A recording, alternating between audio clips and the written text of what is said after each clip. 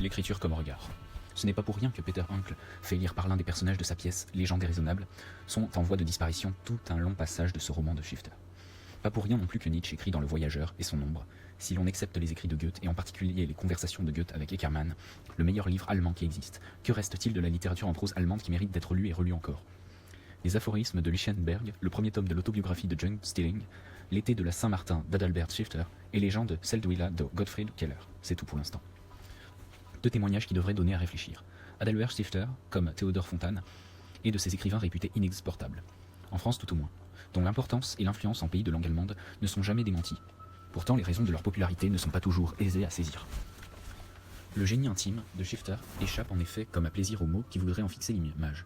À première vue, rien ne semble émerger de cette œuvre volontairement banale, parfois humble jusqu'à la trivialité, mais que soulève pourtant une émotion à laquelle il n'est pas facile de résister. Cette sorte de tristesse ample et forte qui baigne ici toute réalité. Les récits de Shifter, qui se déroulent presque tous dans un cadre campagnard, pourraient se confondre avec mille autres. Les thèmes en sont remarquablement simples.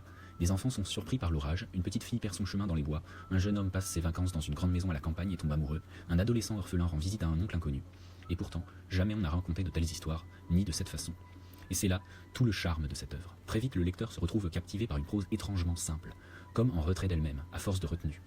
Cette prose d'ailleurs est à ce point coulante que la langue bientôt disparaît, laissant toute la place aux paysages, aux atmosphères, aux gestes, aux personnages. Il est peu d'œuvres, celle de Joseph von Eschendorf, exceptée, où la langue en effet recule autant, s'efface à ce point pour atteindre à sa perfection même dans une sorte d'absence. Insaisissable à force d'effacement, l'allemand de Shifter recourt systématiquement au vocabulaire le plus neutre, aux verbes les plus simples, accueille même volontiers les répétitions qui sont celles mêmes du discours quotidien. Avoir et être sont ici partout. Dans leur fruste et nécessaire nudité, il y avait là-bas des arbres. Plus loin, c'était des champs. Autant de formules qui accentuent la rude simplicité du propos. Toutes ont la même raison d'être, faire que la littérature disparaisse enfin derrière ce dont elle parle. Et là n'est pas le moindre miracle de cette œuvre, réduite à l'essentiel. La langue y acquiert soudain une précision visuelle qui proprement coupe le souffle. Les descriptions de paysages y abondent, mais le mot même de description s'avère ici tout à fait impropre. Il faudrait plutôt parler d'évocation visuelle, où le paysage paraît comme résonner dans un espace dont on mesure exactement toute l'étendue à chaque pas, à chaque heure du jour et de la nuit, à chaque changement de lumière. Shifter était né le 23 octobre 1805 à Oberplan, dans le sud de la Bohême, c'est-à-dire dans une région située à la limite des influences slaves et germaniques. Il est fils de paysans donc d'origine essentiellement populaire, comme tant d'écrivains de langue allemande d'hier et d'aujourd'hui. Rare en effet dans ce pays, contrairement à ce qui se passe en France, les artistes issus de la bourgeoisie aisée pour lesquels les problèmes matériels de l'existence ne se posent pas. La littérature en Allemagne est bien davantage l'affaire de tous, populaire qu'elle est en son fond, qu'elle apparaisse par ailleurs facile ou difficile. Shifter est autrichien, puisqu'en ce temps la Bohême fait partie de l'Empire. Il est autrichien comme l'est presque Joseph von Eschendorf, l'émouvant auteur des scènes de la vie d'un propre arien, qui est lui silésien et dont le polonais est presque la langue maternelle. Nietzsche était à peu près dans le même cas.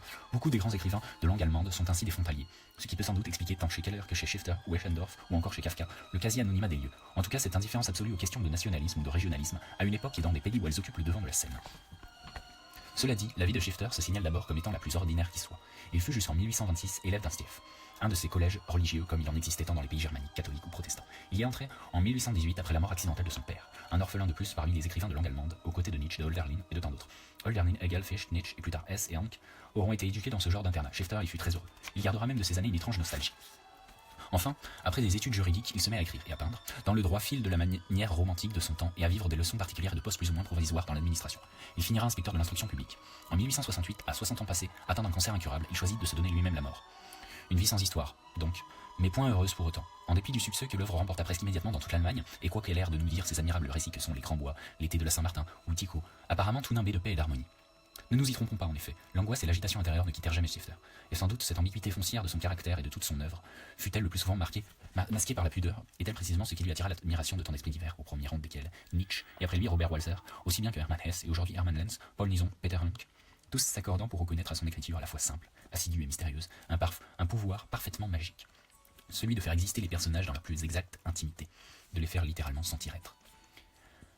Dès lors s'explique-t-on mal, ou peut-être trop bien, que Shifter ait réussi à demeurer presque totalement inconnu des lecteurs français. Même s'il s'est parfois trouvé être la victime des ressassements des jurys de concours qui avaient au moins le mérite de le faire connaître, il est vrai que son œuvre est profondément réfractaire à toute analyse simplificatrice, à la fois si sereine et si trouble, si apaisante et si déroutante en son fond. L'Homme sans postérité, daté de 1844, jamais traduit en France à ce jour, apparaît à cet égard comme un texte exemplaire, contenant d'une certaine manière tous les autres. L'enfant, la jeune fille, la mère, le vieillard y sont représentés comme autant de figures unies par des liens d'une violence souterraine, qui n'émergent pourtant qu'à de rares occasions, dans un geste mal retenu, dans une parole imprudemment échappée aux lèvres. L'étrange tranquillité de ce récit risque même, ne serait-ce que par la place qu'elle laisse à l'imagination du lecteur, d'être plus troublante que beaucoup d'agitation. Rien de pittoresque ici, rien qui veuille prétendre à une quelconque originalité. Quelle histoire pourrait être plus prosaïque que celle-ci? Un départ, un voyage, un séjour dans une île au milieu des montagnes, un retour. Aventure banale qui ressemble à celle que connaît tout un chacun, au point qu'à première vue, on s'étonne que quelqu'un ait pris la peine de la noter. Et puis, secrètement, comme à l'insu de celui qui lit, une sourde émotion se fait jour au détour de ce chemin qui s'annonçait sans surprise, d'autant plus étrange qu'elle n'est d'abord repérable qu'à des détails très secondaires. Il n'en faut pourtant pas plus pour que le récit d'un seul coup se retourne vers les lecteurs, devienne le sien propre. Et là est peut-être le secret de Shifter. Ce qui est raconté est cela même qui peut arriver à chacun. L'enthousiasme irraisonné au tournant d'un sentier de montagne, la montée d'un désespoir extrême, la torpeur d'un après-midi d'été, l'envahissement de l'âme par la mort. Tels sont nos instants, à la fois insignifiants et porteurs de toute signification. Si fugitifs, qu'on ne se donne pas la peine de les fixer, alors qu'à l'évidence ils contiennent l'essentiel. Ce sont ces instants que les shifters, peintres, autant que poètes, s'emploient précisément à immobiliser, à solidifier, à pérenniser. Et pour le coup, le lecteur le plus rétif à toute description se laisse faire une douce violence, car si Shifter ne lui fait grâce d'aucun détail, s'il s'applique à scruter les moindres faits et gestes de ses personnages, que l'on voit successivement ouvrir une porte, la refermer, pénétrer dans un couloir ombreux, gravir les marches de bois d'un escalier, ces faits et gestes ne sont jamais n'importe lesquels. Nous sommes ici à l'opposé de l'énumération balsacienne. Et ils ne sont jamais décrits n'importe comment, car ce qui importe dans cette indifférence de tout instant, ce n'est pas tant la banalité des gestes que le miracle de leur accomplissement, toujours révélateur d'autre chose. Une ligne de ce récit prise au hasard paraîtra peut-être insignifiante au premier abord, mais lui dans la foulée de l'histoire, puisque tout ici est marche, cheminement, elle apparaît comme soulevée par une force mystérieuse et poignante. Rarement quelqu'un aura été en apparence aussi peu écrivain, en étant à ce point pénétré par la résonance intime de ce qui est forcément au centre de tout récit. Ce jaillissement du vécu, qui plonge ses racines dans une expérience qui n'est bien évidemment jamais objective, qui ne saurait être que personnelle. Le récit se déploiera donc selon une nécessité rigoureuse, un peu comme un scénario moderne, dont la logique ne se révèle que peu à peu. Il en est une étrange mémoire du texte, qu'on a lu s'installe, s'établit de plus en plus solidement au sein de ce qu'on est en train de lire. Le voyage de cet adolescent à travers monts et vallées n'est pas seulement notre voyage, il est d'abord l'exacte expression du souvenir associé à la distance. On dirait que c'est la mémoire qui chemine, plus que le personnage lui-même, comme si Shifter ne voulait nous révéler du monde que ce que la mémoire du jeune Victor en aura conservé au bout de ce chemin qui le mène d'horizon en horizon. Au fur et à mesure qu'il avance en sa compagnie, le lecteur se remémore, comme lui, les paysages évoqués quelques instants plus tôt. Et sans doute est-ce là qu'opère le charme, si particulier de cette littérature. Elle n'existe que par les paysages, non par la nature, qu'elle évoque, paysages parcourus, habités, qui deviennent comme l'expression de l'état d'âme des personnages qui les traversent. Ici est passé quelqu'un. Dès lors, avec quel émerveillement ne voit-on pas la physionomie des lieux les plus humbles prendre soudain une force comparable à celle de ces objets d'une vie quotidienne très ancienne, que l'on découvre à l'endroit le plus inattendu d'un musée. Qu'on ne s'étonne donc pas si le paysage chez Shifter est à ce point omniprésent, non, que pas. La nature exerce son regard de la moindre tyrannie, bien au contraire, sur le regard de l'auteur, de ses personnages et bientôt du lecteur, qui crée ici le monde, qui transforme la nature en paysage.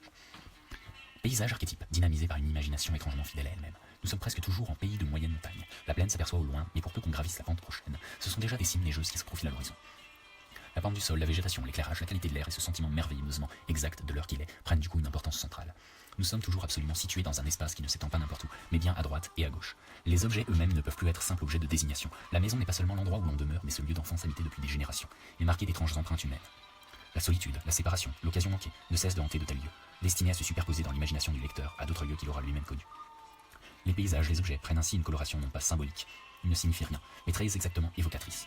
On voudrait presque dire incantatoire, tant l'art de Shifter semble proche de celui des musiciens de son époque, Schumann surtout et le jeune Brahms. Mais très vite on s'aperçoit que la douceur et l'harmonie de ce monde sont troublées dans les profondeurs par d'étranges constantes. Il y a d'abord cette innocence, non pas la pureté, trop souvent proclamée pour n'être pas menacée. On dirait que tous les personnages habitent un univers où l'histoire n'a pas eu lieu, si ce n'est l'histoire matérielle, celle qui construit les maisons, trace les chemins, fabrique les objets familiers. Pour le reste, ils vivent dans un monde où les sentiments n'auraient eu d'histoire que la leur, où tout se déroulerait comme si les contraintes sociales ou politiques n'existaient pas. Les lieux évoqués dans le présent récit sont tous imaginaires. On ne sait rien de la situation sociale des personnages. Les existences semblent se dérouler pour elles-mêmes, situées dans l'espace avec un soin géographique parfaitement maniaque, mais situées nulle part et comme détachées du temps mesurable, soustraites à l'emprise de toute société. Ce qui fait, paradoxalement, qu'on lit les récits de Shifter comme on lit les contes de Grimm, détachés à l'intérieur du récit de toute référence centrifuge. En ce sens, il touche au légendaire. Ce domaine où poésie et psychanalyse en reviennent naturellement à se rejoindre, encore que cette dernière parvienne à peine à rendre compte de ce qu'est Shifter. Lui, pose d'emblée avec la tranquille autorité des poètes. L'adolescent, si enfant encore qu'il en paraît presque femme, Shifter le souligne à plusieurs reprises comme fait ailleurs Eschendorf, se trouve en effet former un couple bien étrange avec ce vieil oncle. Et l'on sait à quel point le contexte linguistiquement associe ce mot à l'idée d'initiation, de rapt. Les oncles, ceux de Goethe, comme celui de Shifter, sont les fauteurs du désordre. Ceux qui incarnent la marginalité, heureuse ou malheureuse. Ceux qui transgressent la prie, sans pour autant l'annuler. C'est particulièrement frappant ici. À l'oncle initiateur, le neveu oppose d'abord son impénétrabilité apparente. Tous deux apparaissent comme revêtus d'une carapace. Tous deux ne découvriront la tendresse intérieure qui les habite que dans la mesure où ils se heurtent à l'autre. Cet enfant qui vivait jusque-là dans un monde où nous ne savons rien mais dont nous devinons tout, il a des amis, il vit dans une campagne très belle, il a une chambre pour lui tout seul. Cet adolescent en qui peut-être le désir n'a pas encore pris la parole, au cours de ses 8 jours de marche à pied, se rend vers l'île que son oncle habite, au milieu d'un lac supposé des Alpes autrichiennes. Il y restera presque tout un été, quasi prisonnier, mais prisonnier d'un homme que la mort marque déjà, et rongé par un besoin d'amour si grand, si peu satisfait qu'il a dû, pour survivre, s'entourer de tous côtés, de défenses matérielles inviolables. Il n'en est bien sûr que plus vulnérable, et l'apparition du bel adolescent dans le domaine qu'il s'emploie si bien à défendre le blessera d'autant mieux. Or, dès l'abord, le garçon est fasciné par cet oncle, qui nous est présenté comme un vieillard décharné, voire un tantinet crasseux, fasciné au point d'en faire sa proie, de le captiver par sa jeunesse et sa beauté, fasciné presque à son insu, et de façon quasi prémonitoire, comme s'il vivait déjà en un autre temps de lui-même. Comme s'il y avait déjà en lui cette vieillesse, malgré sa beauté présente, beauté de corps et d'âme, ou même à cause de cette beauté. Dès l'abord aussi l'oncle sait cela, il a fait venir le neveu pour cela. L'oncle possède chez lui, tout le récit est construit autour de ce centre, un tableau représentant son frère, c'est-à-dire le père de l'adolescent. À l'âge de celui-ci, portrait miroir où le garçon découvre représenté sous ses propres traits celui qui fut son père. L'oncle, visiblement, aurait voulu être ce père. Il n'a fait venir l'adolescent que pour avoir auprès de lui la vivante incarnation de cette image. Tentative désespérée, vouée d'avance à l'échec, ou plutôt vouée à une forme tout autre d'accomplissement. Le neveu est en effet comme la figuration renversée de l'oncle. Toi, c'est moi jeune. Quant à moi, je me retrouve dans le miroir de ta jeunesse. L'adolescent, pour sa part, découvre dans ce jeu ambigu la clé de sa propre beauté, qui lui est révélée à la fois par le désir de l'oncle et par l'image du père. Initiateur au monde du désir, il était logique que l'oncle le soit aussi à celui de la richesse, à la fois dispendieuse, l'excessive abondance de la table, et parcimonieuse, le souci maniaque d'accumulation. Mais son ordre étrange est fondamentalement un désordre, un ordre qui ne serait celui d'une personne au monde, un ordre foncièrement asocial. Le neveu s'en rend compte tout de suite, qui commence par se rebeller, et qui va bientôt profiter de ce qu'il croit être l'hostilité de cet homme à son égard pour fuir autant qu'il le peut la maison piège. Il n'est plus dès cet instant qu'un enfant prisonnier, enfermé des journées entières dans la libre solitude de l'île. Et que veut-on que ne fasse pas un enfant libre, vrai à l'absolue solitude, hors de portée du regard des autres, c'est-à-dire en l'occurrence observé de loin par l'oncle? Que peut-il faire? Et c'est bien ce que Shifter va nous suggérer, si ce n'est se livrer à ses chimères, à son trouble, à ses rêveries. Paradoxalement, mais c'est un paradoxe, cet apprentissage de la solitude va s'avérer être l'unique voie d'accès à l'autre. Dans le retrait, c'est le langage de la tendresse qui parle, et bientôt celui des larmes. Du plus profond de l'âme blessée de solitude, cette tendresse va jaillir de part et d'autre, mais d'avance condamnée, venant, telle est sa nature, à la fois trop tôt et trop tard. Après la visite chez l'oncle, le garçon revenu au paradis de l'enfance entreprendra un long voyage à l'étranger qui sera son véritable voyage d'initiation. Lorsqu'il reviendra, il sera enfin devenu lui-même, physiquement changé, intérieurement semblable. On a donc affaire une fois encore à l'un de ces romans d'apprentissage si chers à la sensibilité allemande de l'époque, mais Shifter suit dans ce domaine de bien étranges voies. Et la force singulière de ce récit vient assurément de là. Tout ici et à tout instant est donné comme possible. Rien n'est défini, ni définitif. Or ces perspectives infinies qui s'ouvrent devant nos yeux, dans leur prodigieuse insignifiance, ne font jamais qu'instaurer des possibilités de désordre. Et ce désordre, souligné encore par l'état de vacances d'un monde quasi enfantin, asocial dans son essence, apparaît au bout du compte, d'autant plus menaçant que la fiction est ici plus plausible, à la fois simple et évidente, jusque dans la bonté et la beauté de ses représentations.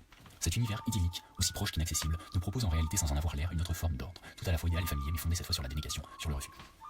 L'oncle a pris soin du neveu, et là n'est pas le moins étonnant, il en a pris soin en veillant d'abord à lui assurer la plus totale liberté au sein de cet espace offert à ses jeunes désirs. Il s'arrangera ensuite pour que le neveu devienne riche, pour qu'il puisse jouir, mais jouir de la vie justement, cette vie que la vieillesse est bien obligée de quitter.